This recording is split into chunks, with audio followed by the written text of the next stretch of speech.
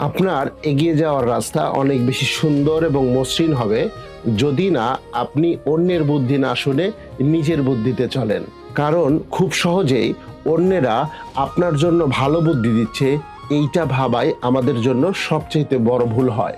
যে যার নিজের স্বার্থের জন্য আপনাকে ব্যবহার করবে। তাই নিজের বুদ্ধিতে নিজে যা শিখেছেন এবং শিখছেন সেই অনুযায়ী প্রয়োজন হলে নিজের শিক্ষার গতি বাড়ান।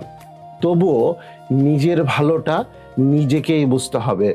অন্য কারো কাছ থেকে হয়তো বা গাইডলাইন নেওয়া যেতে পারে, যাকে আপনি বিশ্বাস করেন এবং যে আপনার পরিচিত, যার মাধ্যমে কারো ভালো হয়েছে এমন বিশ্বস্ত প্রতিষ্ঠান পেলে তবেই আপনি তার কথা শুনতে পারেন, তবে সম্পূর্ণ না।